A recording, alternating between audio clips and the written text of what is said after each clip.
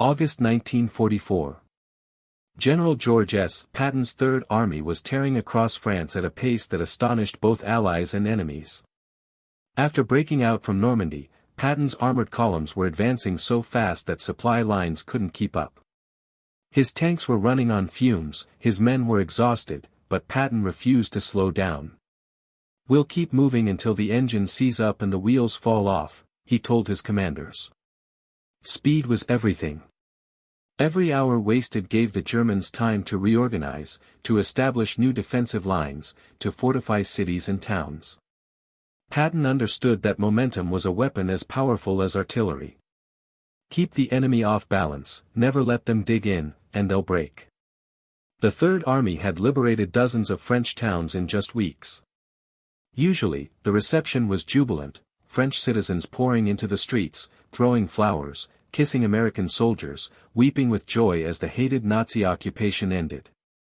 But not every French town welcomed liberation the same way.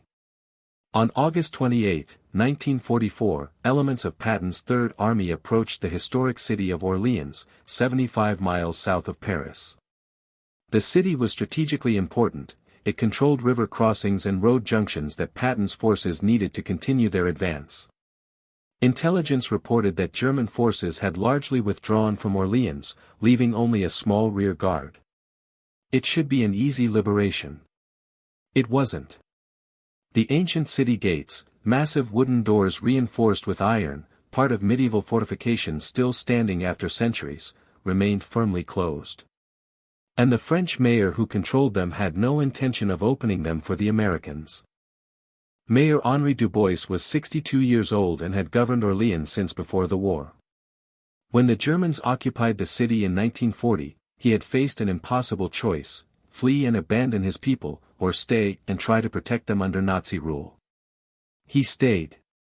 For 4 years, he had walked a tightrope, cooperating enough with the Germans to prevent reprisals against civilians, but resisting enough to maintain his dignity and help the resistance when possible.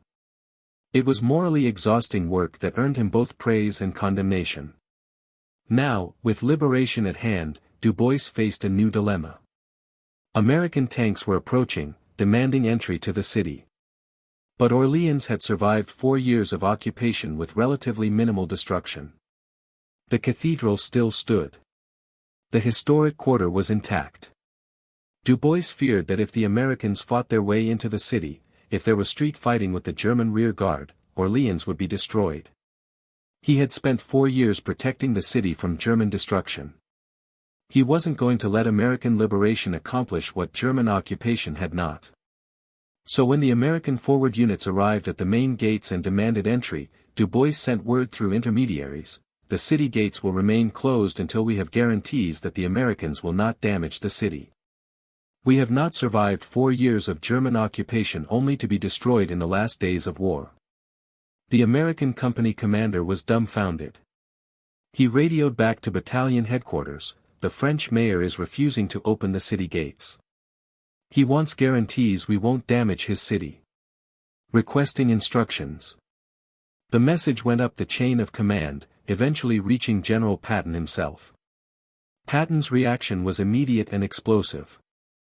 When Patton heard that a French mayor was refusing to open city gates to American forces, his response was volcanic. Officers within earshot reported he went from calm to incandescent rage in seconds. "The mayor wants what? Guarantees we won't damage his precious city?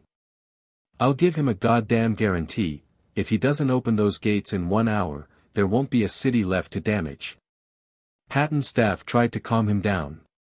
This was France, they reminded him. These were allies, people the Americans were liberating. The mayor had legitimate concerns. Orleans was a historic city with irreplaceable architecture. Perhaps some diplomatic approach. Patton cut them off. Diplomatic approach? "I didn't come 2,000 miles and fight across France to negotiate with some French bureaucrat about opening a gate. We're liberating his city, for Christ's sake. He should be throwing open every door and window, not playing games." But his staff persisted. The city was important symbolically. Joan of Arc had lifted the English siege of Orleans in 1429. Destroying it would be a propaganda disaster. And there were genuine concerns. If American forces had to blast through the gates or scale the walls, there would be fighting in the city streets. Civilians could die. Historic buildings could burn. Patton listened, jaw clenched. Finally, he made a decision that was pure Patton, direct, dramatic, and designed to cut through the nonsense. Get me a radio link to this mayor. I'll talk to him myself. And get my personal tank ready. If talking doesn't work, I'm going to drive through those gates myself and arrest the son of a bitch for obstructing American forces. His staff scrambled to comply. This was going to be interesting. The radio conversation between Patton and Mayor Du Bois, conducted through translators, became legendary among Third Army personnel who witnessed it. Patton spoke first, his voice hard and clipped. Mayor Du Bois, this is General George Patton, commanding the United States Third Army. I'm told you're refusing to open the city gates. Explain yourself. Du Bois, speaking through a translator, was equally firm. General Patton, Orleans has survived 4 years of German occupation with minimal damage. I will not see it destroyed in the final days of war. I require assurances that your forces will not engage in combat within the city walls. Patton's response was immediate. Mayor, I don't give assurances. I give orders. My orders are that your city gates open in 30 minutes. If they don't, my tanks will open them for you, and I promise you won't like the method. Du Bois didn't back down. General, I am responsible for 65,000 French citizens. Their safety is my first priority. The German garrison is small and willing to withdraw peacefully if, Patton interrupted, the German garrison doesn't get to negotiate withdrawal terms. They surrender or they die. As for your citizens' safety, that's exactly why you should open the gates now. Because if my men have to fight their way in, people will get hurt. Open the gates, the Germans surrender peacefully, and your city stays intact. Simple. There was silence. Then Du Bois played what he thought was his trump card. General, if you attack this city against my wishes, I will report this to President Roosevelt and General Eisenhower. The French government will protest. Patton laughed, a harsh, mocking sound. Mayor, you do that. In fact, I'll give you Eisenhower's direct number. But while you're calling him, my tanks will be rolling through your streets. You have 25 minutes now. Patton out. After the radio conversation ended, Patton ordered his personal tank, an M4 Sherman he'd named Cobra King, brought forward. His staff protested. There was no need for the commanding general to personally lead an assault on city gates. It was unnecessarily dangerous. What if there were snipers? What if the Germans had mined the gates? Patton waved off their concerns. I'm not assaulting anything. I'm delivering a message. Sometimes you need to show people you're serious. Words are cheap. A tank isn't.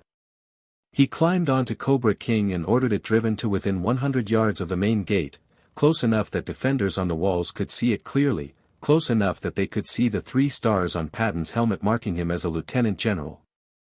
Then Patton did something that became part of his legend. He stood in the tank commander's hatch, fully exposed, and pulled out a megaphone.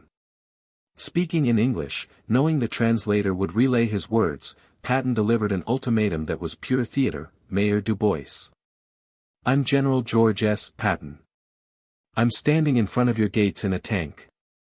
Here's what's going to happen. In 15 minutes, these gates open. If they don't, my tanks, and I have 200 of them waiting behind me, will blow them off their hinges. Then we'll drive into your city and destroy every German soldier who hasn't surrendered. Your choice is simple, open the gates and Orleans stays beautiful. Keep them closed and Orleans becomes a battlefield. You have 15 minutes to make the right choice. I'll wait right here. Then Patton did something that stunned everyone watching. He sat down on top of the tank, pulled out a cigar, lit it, and waited. Completely exposed. Completely confident. The message was clear, he wasn't bluffing. Inside Orleans, Mayor Du Bois watched from the city walls as the American general sat on his tank, smoking a cigar, waiting.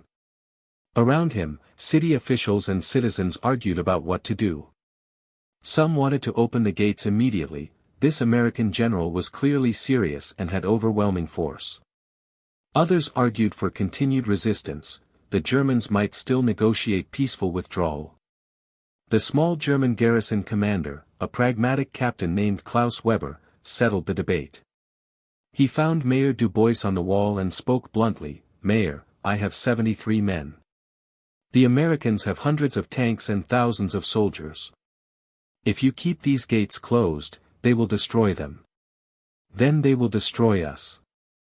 Then your city will be damaged in the fighting. This is pointless." Du Bois bristled, "So you're saying I should simply surrender to American demands?" Weber shrugged, "I'm saying I'm going to surrender regardless. My orders from Division Command were to delay the Americans, not to die for Orleans. I've delayed them for 3 hours with your stubbornness. That's enough. If you open the gates now, my men and I will march out peacefully and surrender. No shots fired. No damage to your precious city." Du Bois looked at the German officer with surprise. "You would surrender without a fight?" "Mayor, the war is lost. Germany is finished. Why should I die for Hitler's delusions? Why should your city burn? Open the gates. Let us march out with dignity. Let the Americans march in peacefully. Everyone lives. Everyone is happy. Except maybe that general down there who looks disappointed he won't get to blow up your gates." Du Bois looked down at Patton, still sitting on his tank, checking his watch. 12 minutes remained on the ultimatum. The mayor made his decision. With 5 minutes remaining on Patton's ultimatum, the massive wooden gates of Orleans began to swing open with a groan of ancient hinges. First came the German garrison, 73 men in field gray uniforms, marching in formation, weapons shouldered, led by Captain Weber. They marched directly toward the American lines, where MPs waited to take them into custody. The Germans surrendered without incident, relieved to be done with the war. Then came Mayor Du Bois, walking alone, his formal mayoral sash over his civilian suit. He approached Patton's tank with as much dignity as he could muster. Patton climbed down from Cobra King, cigar still clenched in his teeth. The two men faced each other, the imperious American general and the stubborn French mayor. What happened next surprised everyone. Patton extended his hand, "Mayor Du Bois. Thank you for making the right decision. Your city is now liberated." Du Bois, taken aback by the courtesy, shook hands, "General Patton.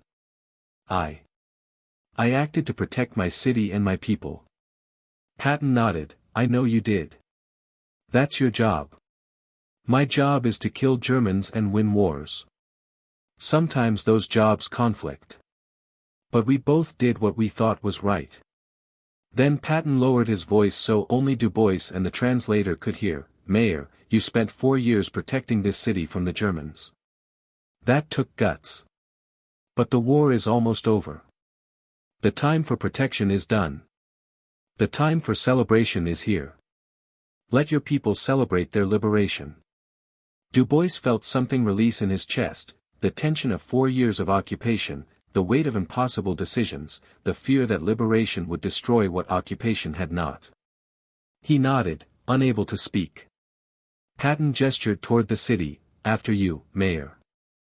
Show me your beautiful Orleans." What followed was one of the most joyous liberation celebrations of the war. Once word spread that the Germans had surrendered and the Americans were entering peacefully, the citizens of Orleans poured into the streets. For years of pent-up emotion, fear, anger, hope, and joy, exploded in a massive celebration. French tricolors that had been hidden for years appeared everywhere.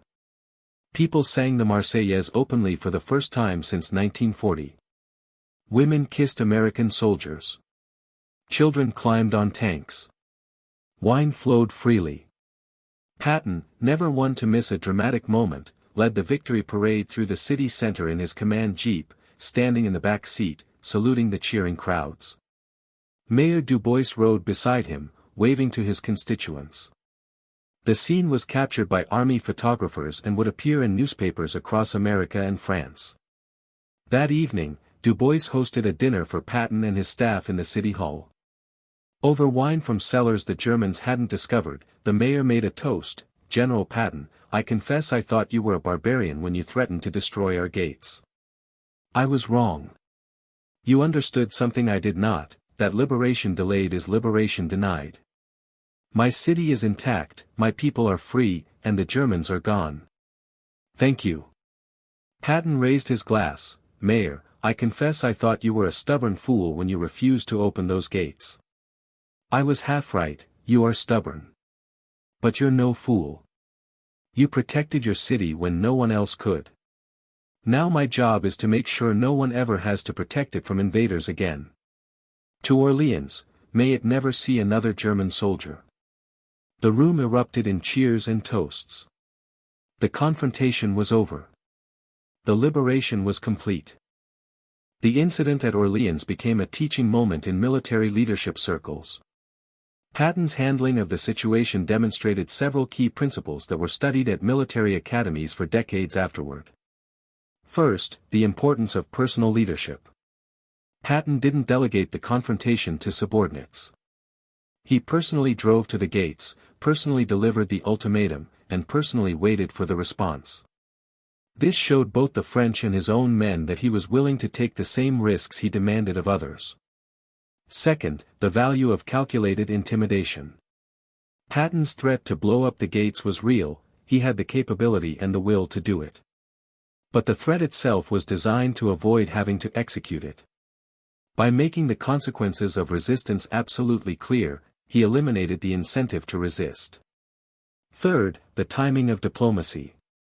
Patton was furious during the radio conversation, but once the gates opened, he immediately shifted to courtesy and respect.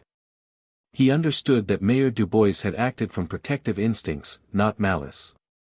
By acknowledging this publicly, Patton transformed a potential enemy into an ally.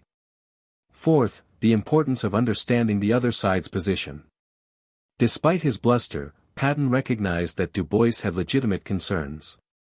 A city that had survived 4 years of occupation intact deserved to be liberated intact. Patton's ultimatum was designed to achieve exactly that. By threatening destruction, he paradoxically prevented it. Years later, when asked about the incident, Patton said, "The mayor and I both wanted the same thing, Orleans liberated without damage.